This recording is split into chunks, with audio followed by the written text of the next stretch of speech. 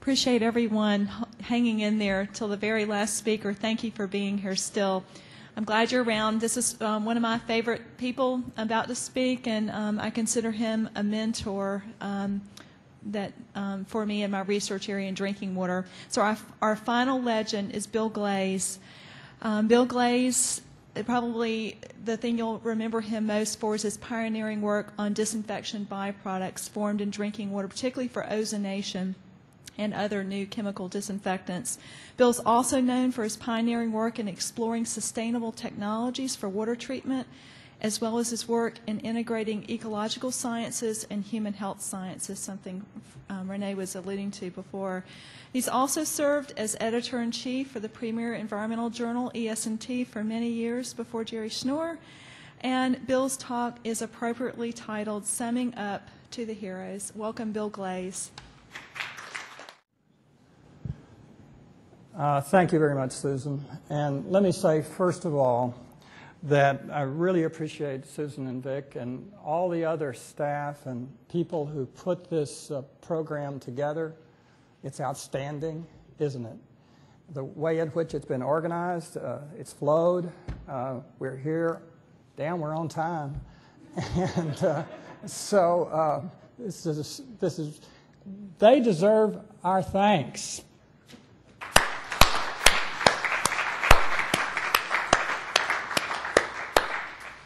It's a pleasure to work with them. My talk is entitled To the Heroes.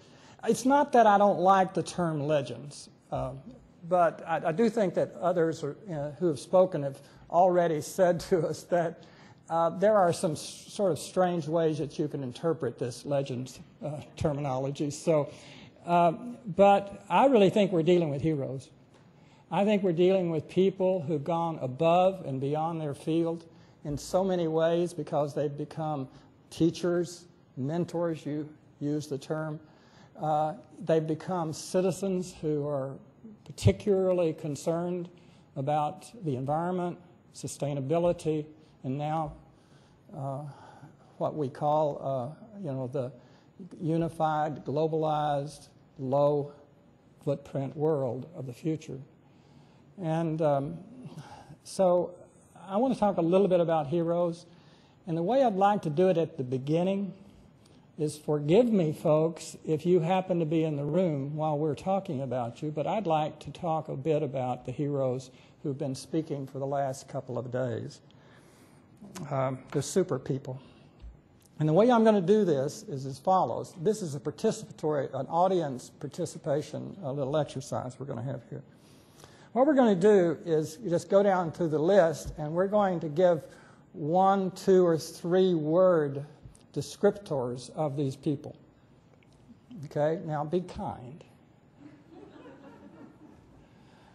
Okay, and we're going to start with Larry Keith. Is Larry here, by the way? He'd left. He's here. Good, Larry. Okay, we're going to start with Larry. So the way I'm going to do this is I'm going to give a couple of suggestions, and then I'm going to give you the opportunity to speak up and add others, okay? You play? Remember, Larry, you get to speak later, okay? Okay, let me just give you a couple of things. First of all, prolific. Do you know how many books this guy's published? I mean, it's ridiculous. And he's into... I'm sorry? You published them. I published some of them. Some of them, yeah. Intuitive. I mean, this guy knows what's coming down the track, okay? And I've found him to be very, very knowledgeable. Anybody else want to add anything to Larry Keith? Innovative. Are you sure? Oh, yeah, that's good. That's a good one, too, yeah. Supportive of you? He takes care of you, or what? Well, I live in San Antonio. He was in Austin at the time. We had a small analytical group that came down to speak to us, sign books for us. Great. Terrific. Okay, Bob Finnegan. I'm sorry that Bob couldn't be here, by the way. I love this guy, and we've interacted for many, many years. here's what I think about Bob Finnegan. Ahead of the pack. Secondly, clever. This guy is a good business person, but he also knew when things were going to be important in the future. Like, for example, a tabletop mass spectrometer when they used to require a room, as you recall. And he did it. Anybody else for Bob? Visionary. Visionary. Very good. Sorry? Kind. Oh, yeah. It's so true. So true. Unless you happen to be working for Hewlett-Packard. And so... Sherwood Rowland. Elegant. Visionary. Well, he's obviously a prize winner. So that's... anybody else for Sherwood? Sorry? Thorough. Thorough is right. So good. See, aren't these wonderful? You know, you're next, baby. Nana McClellan. Okay, here's what I think of you. First of all, I love you. That's the first thing. Sharp. This gal's sharp. High energy. Where does it all come from? Anyway, it's high energy. Most influential. It says most influential woman in science. It says one of the, well, okay. Most influential woman in science. Definitely very important. Anybody else for Nina? Tough.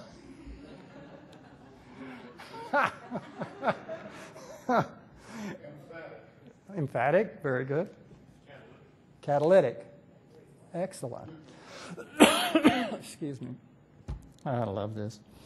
And I know who we're going to skip. Charlie O'Melian.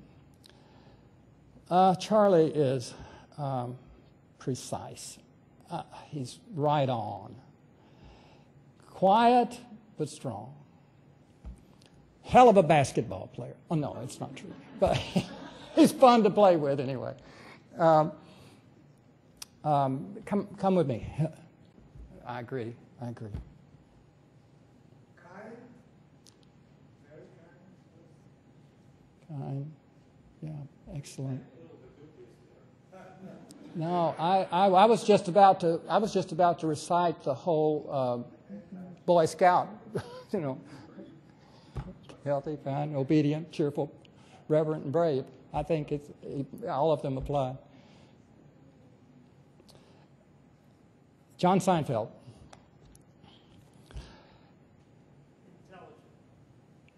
I'm first.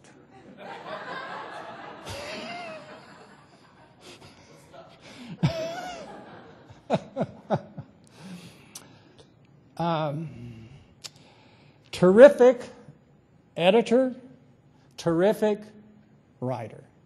Love that book. Love everything he's done, actually. Very high standards. Anybody else want to take a shot? Love this guy. I don't know Theo, but I listened to her presentation. I haven't read Our Stolen Future, so you're going to have to help me with this. But here's what I think of her from what I saw. Courageous, determined, energetic. Come on. Passionate? I agree. Caring. What? Caring. Kenny? Very good. See, I've got cheat sheet. Gary Esposito, you're on. Here's what I think. Remarkable, with a remarkable background. I just love your story. Remarkable productivity. God, it's just incredible. Rigorous. I like this terminology. Anybody else? Risk taker. Yeah, like it. super guy. Don Mackay. Don Mackay is just, he's just had sound science. That's the way I look at him and his work. Based on theory, but very useful. And I think it's just very good stuff. Anybody else for Don? You mean, how many times am I going to have to hear about QCAS? No, that's not what you mean. No. You're right. Very good. Renee, here's what I think of you. First of all, outstanding book. I've depended upon it.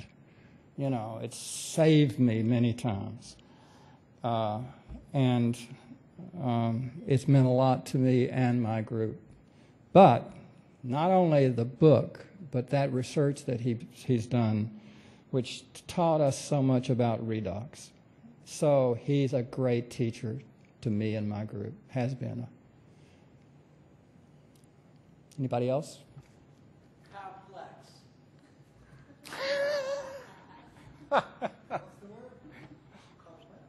Complex.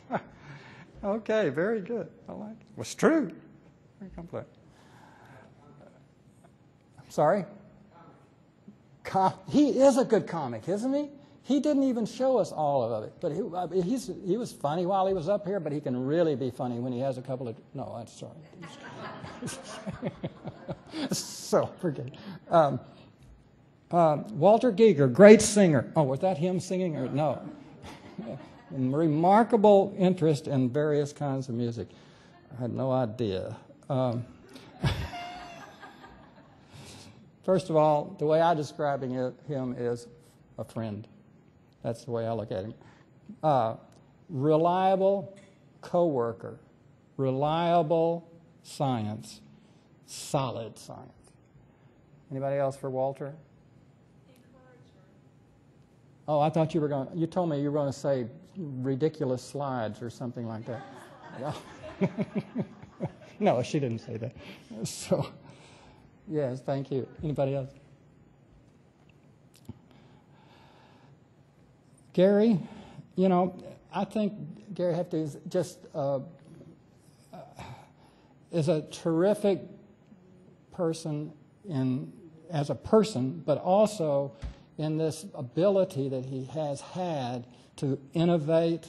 He's visionary in his field, knows what's needed, and he gets it done. Anybody else? Creative. He is creative. Bill Buddy. Bill still here? Oh, you did. Bill, you're just so little. You were right behind Charlie, and I'm sorry, I just missed you there. Bill Buddy, extremely high standards. Always has been that way. Not afraid to speak out. Outspoken. Love it. Always have loved it in him. And he's at the top of his field. Always has been determined to be at the top of his field. Anybody else want to take a shot at Bill? Foresight. Very good. He knows him well. Fred McLafferty. A steady source of inventions, and his mass spec interpretatives that are so useful to everybody. Anybody else want to add to that?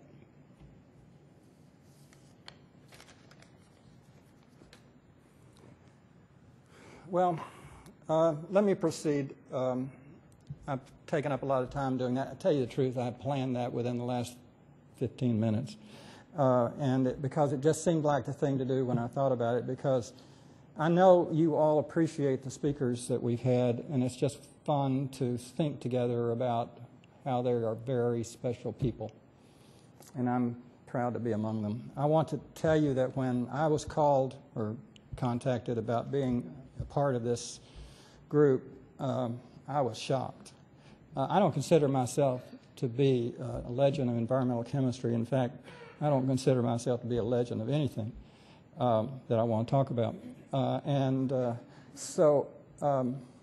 But I do appreciate it. Thank you very much for inviting me. I consider it to be an honor. I'm humbled by it. I do want to say, however, that the first thing that I thought about when I saw the list was who was not on it. And, you know, some now I realized couldn't come. And the fact of the matter is that there are literally scores, hundreds of people who have contributed to the environmental movement and specifically the development of environmental chemistry over its relatively recent history. We just haven't been around. Well, that's not true. We've been around for a very long time, but not within this organization and not with a name specifically that we have today. There's some other things I want to say about that in the future in the rest of my presentation. So what I'm going to do is talk to you a little bit about myself. I was told to do that, by the way. Yeah. And so we're all pretty good at this. And so I'm going to talk a little bit about my career, and in the process, I'm going to tell you about some people who have meant a lot to me. Some of them are here, but some of them are not.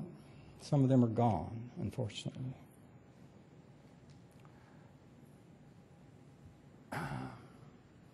So after a salute to the heroes, as we just had, I'm going to talk a little bit about my career.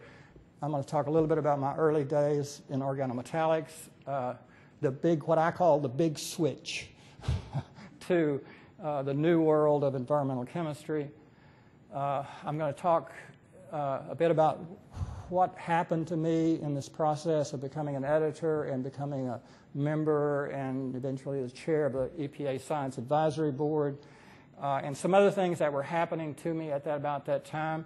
And then I'm going to lead up to the retirement that took place in about 2002, roughly. And then I'm going to talk about how I'm very good at flunking retirement. And it's happened twice. I'm on my way to a third right now. And finally, I'd like to talk a little bit with you about what I consider to be the future challenges of this field. I'm going to talk a little bit about how important I think it is that we expand our work in the area of protecting natural life systems and dealing with complexity and the need for interdisciplinary work. If we have time, I'll talk about these things. If we don't, you can read it someplace else. I'll send you a copy. First of all, the early years, I want you to know quickly that I was not trained in environmental chemistry. In fact, I never had a course in environmental chemistry. I have a PhD in physical chemistry from the University of Wisconsin. And for the first 15, 17 years of my professional life, including graduate school, postdoc, and the first 10 years or so that I spent in academia, 12, I guess, 13, I was actually working primarily in the area of organometallics in what might be called catalyst chemistry of main group organometallics. And that was during the time including the time up until about 1977 when I was at the University of North Texas, what is now called the University of North Texas. Well, the big switch occurred around 65, as I'll tell you about in a little more detail, and that really, of course, has taken my life until the present time, until I've listed it here, until the time I retired in about 2002, and that was at the University of North Texas, University of Texas at Dallas, UCLA, and then finally at the University of North Carolina in Chapel Hill. I did have one more position after that, but it was part of my retirement. And that's when I began doing work in chlorination, ozonation, and what we then eventually called advanced oxidation processes. But what I really want to tell you about is the shock that I went into when I got into that field, when I realized how broad and deep it was and how much I had to learn. So it was my awakening, you might call it. And that happened about 1975, after I'd been in it for about 6 or 8 years, and realized I'm really not prepared for this. I've got a lot of work to do, and so does my group, by the way. So we work together. I'm going to talk a little bit about this being an editor, but not very much, and the SAB stuff, and as I said before. Let me just tell you a little bit about this, and that is that business of making what were called living polymers resulted from some fairly simple chemistry. But the point I want to make to you is that in the process of doing this, we did a whole lot of work in kinetics, we did a whole lot of work in NMR, mass spec, small molecule GCs, and so on. Now, this work was not done in Texas. This was work before I got to Texas. But a lot of this work then prepared me, I thought, for what I needed to do in environmental chemistry. So what happened after that was that I was approached by some people in the biology department where I was to assist in doing some work in identifying what are called the taste and odor compounds within municipal water supplies. In that case, it means dirty lakes in Texas. And these things we've heard a bit about, geosmin, MIB, and some others. And also in the process of meeting a fellow by the name of Don Henley, who helped with his dissertation. We did a lot of work in that area, but we also began to talk about chlorination. So we actually began to think about chlorination before some things hit the newspapers and the journals. One of the things that we did, for example, was develop a mini-scale liquid-liquid extraction method so that we could do quick analysis of trihalylmethanes, for example, and other things in samples. And I went throughout East Texas to collect a lot. And sure enough, just as we expected, the high organic content of the water in that part of the world resulted in levels of trihalylmethanes, for example, that in many cases were above 200, and in many cases were above 400, and in a couple of cases were around 1,000 micrograms per liter. So this was water that was this was straight out of the tap. It was not something that we did the chlorination ourselves. So we got into this field, and we were interested in that. We were getting ready for publication and so on, and these fields, and then of course we began reading the literature and found out that there was an awful lot of work going on that we didn't know about around the world. And then we began to understand, for example, what was going on at the Cincinnati lab of EPA, where Bellar, Lichtenberg, and Kroner, and with a lot of help, by the way, from Bill Buddy, and I talked to him about that today, make sure I didn't misspeak about that. And I thought I knew that was correct, and it was indeed, who published this work. And then at the same time, roughly, there was a fellow by the name of Johan Roelk in the Netherlands, actually at the Rotterdam Waterworks, who also discovered the formation of trihalylmethanes and several other compounds after chlorination of Rhine River water, actually. And by the way, he said that his supervisor at the waterworks there in Rotterdam considered this work that he was doing a curious hobby. And I heard Johan say that. A curious hobby, he thought. Why are you doing that? So again, what this said to us is that, this is interesting. We thought we had a good idea. We began to do some interesting stuff. We did different stuff than they did. But at the same time, we were beginning to understand that the field was a lot more more than we knew about. We developed an XAD, a resin extraction procedure for getting adsorbable organic carbon, and interestingly enough, we were using some of the same sorts of tools. In fact, in the process of being there, during this period of time, we actually acquired a sector mass spectrometer, added a Beeman separator to it, as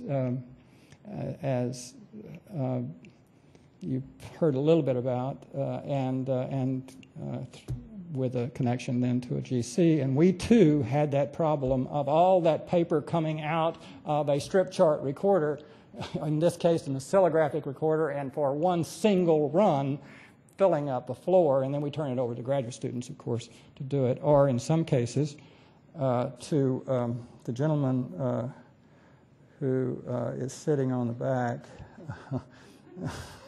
and with us today. And I want you to know that David Sparkman back there just received an award. David, what was the name of the award? Please help us. Or maybe your wife would like to tell us. Tell us what it was. Come on.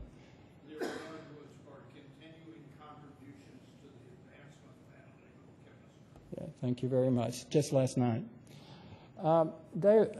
And so during this period of time, we were putting online, trying to develop these techniques ourselves, when in fact, of course, we were behind the 8 ball compared to what was going on in a lot of other places.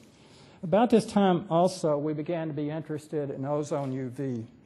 This is also because of some of David's influence, but also particularly the influence of one of the people in my group who just retired now from the water survey at the University of Illinois, and Gary Payton is his name, a super guy.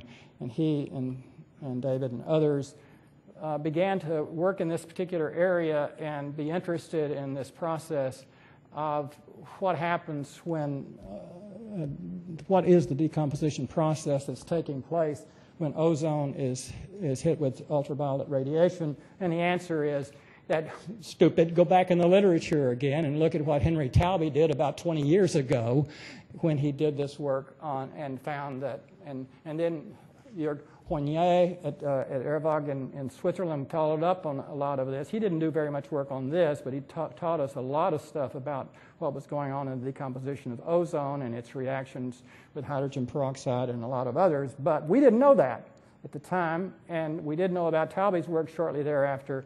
And it was actually a process where ozone was producing hydrogen peroxide, and then hydrogen peroxide and ozone were then reacting in a very nice process that formed hydroxyl radicals, and hydroxyl radicals are these wonderful species that have rate constants with typical organic compounds of 10 to the 8th, 10 to the 10th. They're almost diffusion controlled.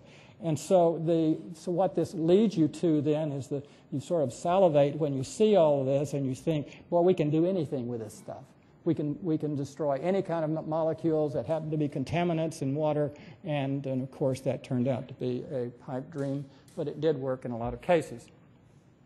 So during this period of time then, you see what we were doing is finding a lot of people, and we were then taking these, again, I'm not an engineer, but I know how to make things. I know how to break things too. But the people that we were working with at the time, and I, particularly Marco Aida from what was then called Montgomery-Watson, or actually were called Montgomery Engineers and then Montgomery-Watson, we actually developed and built for the city of Los Angeles a demonstration scale plant that utilized ozone and hydrogen peroxide, in utilizing that chemistry for the destruction of TCE and PCE in water, and it worked. And it worked very well, except for the damn plume moved. And they didn't need it after that, but they've still got the plant, and it still works fine.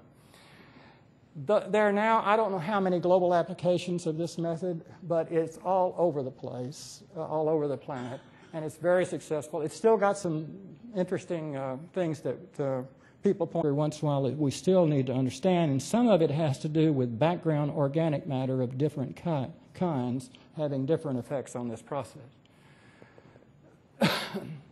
We also, as Susan said, got interested in ozone disinfection byproducts. And we found in the literature only one reference. In fact, I went to Europe and spent a lot of time just roaming around, talking to all these people that have been using ozone for drinking water treatment for 100 years. Actually, at that time, it was 80, but it's more than 100 now. And but at the Zurich Waterworks, there was already some formation of aldehydes that was reported. And then we and some other people in Japan developed, we developed the GCMS methods based on some GC work that the people in Japan had done to improve these methods in revealing formaldehyde and small molecular weight aldehydes and a whole host of higher molecular weight aldehydes that the people had not seen in Zurich. Then in 1987, we got together some money from the American Waterworks Association, the American Chemical Society, and the City of Los Angeles, and had a workshop, and we just asked the question, what is known? Got people from all over the country. We had a hell of a time, by the way. I mean, worked all day, played all night in L.A., and we got together our heads and said, what do we need to know about this? Because what I found when I went to Europe and asked again and again and again, what do you know about the byproducts of ozone? You've been using it for 80 years. And the answer was there are no byproducts. Well, that's not true, of course. They knew, some of them knew about these few aldehydes because, interestingly enough, they make ozonated water taste a little bit like fruit juice. It's true. So anyway, what came out of that was bromate might be a problem. You've got bromide in your water, you're going to get some bromate. And now we know, in fact, that's driving the entire ozone water treatment business because it has a very, very low tolerance level for human beings if you believe the risk assessments that are out there today. They are, by the way, in the process of being redone. We'll see what happens in that field in the future. Nonetheless, this is just sort of some of the things that were going on, but again, during this process, we were encountering a group of people from Europe, particularly in this case, and we were spending some time, for example, in France, dealing with Marcel Dorier's group in Poitiers. We were doing a lot of work, or learning a lot from the group at Karlsruhe, which included Wolfgang Kuhn and Sondheimer, Henrik Sondheimer, but who then left and was replaced by Fritz Frimmel at the Technical University of Karlsruhe, where they were doing this excellent work, had been for a very long time, in trying to understand the reactivity of and behavior in various ways of what we now call natural organic matter. We heard a lot about this, and they're still struggling, as you know, as you heard, about what is the structure of that, and how can we predict reactivity, and how can we understand what's going on in its various applications. But at any rate, a lot of that was happening to us, and we were also able to introduce ourselves to people in Dubendorf and to work with some of the people at ERVAG, and in the process, of course, met Stum, who had been mentioned several times, and if there is or was a legend, a hero, he's one. But the other person who was very often there when I visited was Jim Morgan. And if there ever was a hero in my mind, it was Jim Morgan, because not only of the contact I had with him in those days, but because he was the first editor of ESNT. And he did a hell of a job putting it together for the first time. But eventually, as things went on in the group, we began to diversify, and about that, and disinfection byproducts became less a part of our agenda, primarily because this guy came along. Howard Weinberg is just super. He came to us actually as a postdoc. He had a good background. When he came, he stayed with us for several years and then has now graduated to a faculty position, a tenured faculty position now at the University of North Carolina at Chapel Hill in the ESE department. He's just a super guy. He now basically runs a large group. Susan can tell you more about what he's doing nowadays than I, and all of it's good stuff. So it was really just, it was so natural for me to just basically say to Howard, it's yours. I want to support you in every way I can, but you don't need me, and go for it, baby. And he did. He is still doing it. But there were some other people around at that time, too. And I just want to point out a few of them. One of them is sitting back in the corner here, John Ferry, and he is this cute guy in the back here. You look a little different, just a little different now. And this is John Kennecke from the Athens lab of EPA, who's still doing a great job there. This is David Maddox, who actually is doing some really interesting stuff now. But actually, David did some very interesting work in photochemistry for a while. And then a fellow a fellow from the Los Alamos lab, who is a good friend, came by and said, are you interested in giving David away? Because we need somebody with his talents, and he's interested, we know. And so what actually he did was to join a group doing chemistry in liquid carbon dioxide. So this was our first venture then into, if you want to call it that, green chemistry. All of what we were doing, I hope, was green, but in this particular case, we were lucky to follow. I was currently at that time an advisor to the chemistry division at Los Alamos, and so it just fit very well.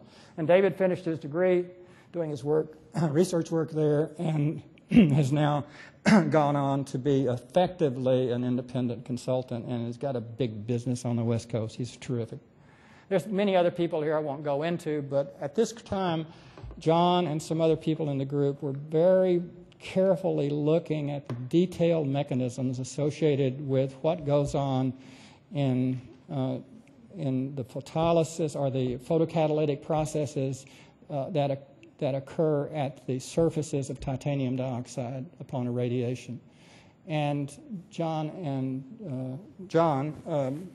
Kennecke and Ferry then published some really interesting, very good stuff. And John has gone on now to be a faculty member, tenured faculty member at the University of South Carolina. And as I mentioned, John is at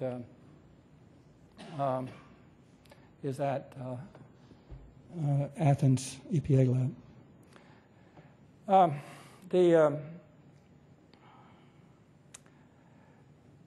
In summary, I decided well, what happened was I went on a Humboldt year abroad, one of those wonderful senior science awards that they give you and just give you money and say, come and have a good time and learn something. And it was magnificent. And while I was there, I called the provost at Carolina and said, I quit. Not quite that, but close. I said, it's time, and I don't know exactly where I'm going, but it's time. And he said, God bless, and he let me off of having to come back for an extra year, and love that guy. He's now president of, I guess, Arizona State, or University of Arizona. I can't remember. Anyway, the point of all this is that I stepped away, and I entered what I then called my first retirement. But I want to tell you quickly, how much time do I have? Not very much. 12 minutes? I can do it. I want to tell you what has happened to me over the last a few years, because by good luck, I have become associated with what's going on in California in several ways. Particularly, I'm a member of what is called expert panel associated with science, the science program, trying to make some sense about what's going on in what is called the San Francisco Bay Delta system. And those of you who are familiar with California know that it's scientifically speaking lacking in a full understanding of what's going on in these systems, particularly in this complex ecosystem that's there. There are endangered species involved. There is this problem between providing people in California that number a total of about 23 million who depend on that for a water supply, and the Central Valley of California that depends on it for a lot of their water, which is the largest agricultural production area in the world. So if you think there is not some possibility of conflict there, you don't get it. But the point of it is that what I have learned in this process is that all the stuff that I was learning as frantically as I could over the last 20 or so years, 25 years, about environmental chemistry wasn't enough. Because what was left out of that, and is still being left out of it, look at the way the funding goes in this country. There is not enough going to environmental chemistry in natural systems, in ecosystems and other natural systems.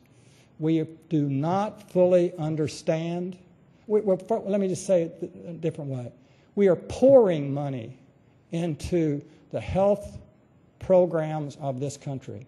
We're pouring money into it. And good. I like the idea that NIH is appropriately funded. But I don't like the idea that we're not funding on the other side.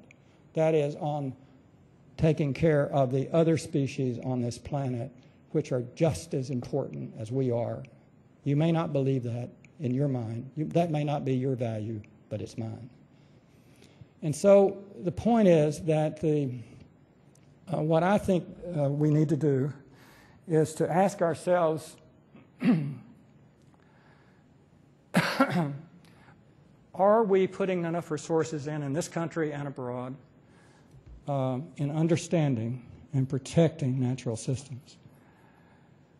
Now, people said to me, well, wait a second, that's not chemistry. Yes, it is. It's chemistry. There's a ton of chemistry in it. Now, there's other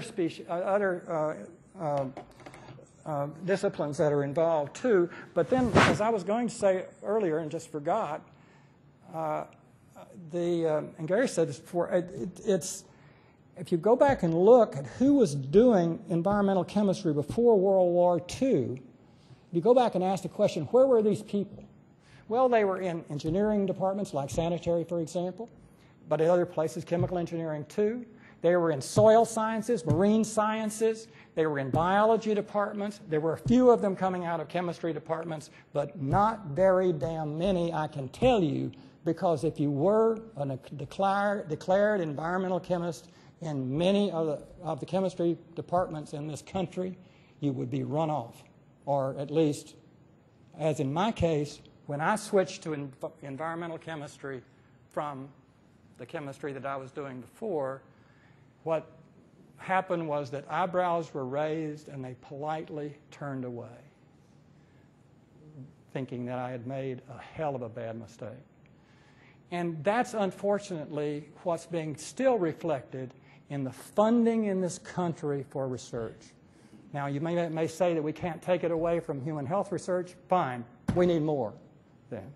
We need more in order to do a better job, because we simply do not understand at the molecular, species, community, global level that we have to know in the future if we're going to protect the planet and if we're going to protect ourselves. So why don't we do it? Well, maybe someday we will. So I don't think I'm going to pass this course in retirement either.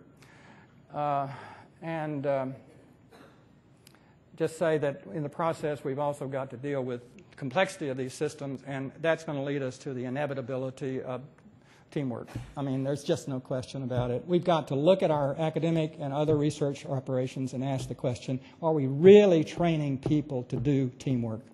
And I'm not sure we are, particularly across disciplines. So that's where we are.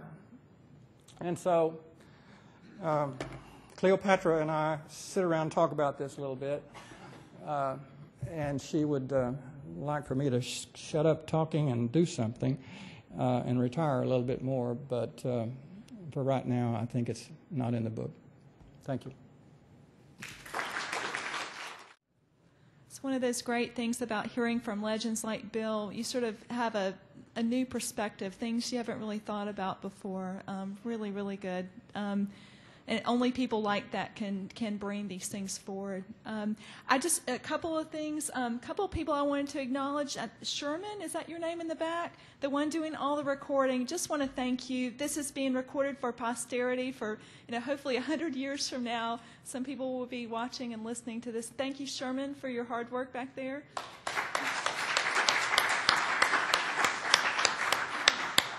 Thanks to John Plude, who's been the AV extraordinaire with the computers, particularly with the Macs and the PCs. Thank you, John, so much.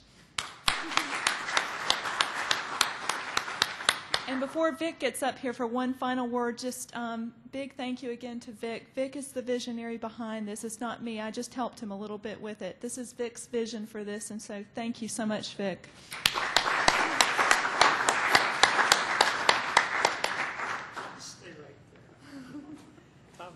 Thanks for coming. It's been wonderful. I was thinking about the things I've done in my life, and someday when I'm sitting in my rocking chair, I'm going to look back on this. Peace.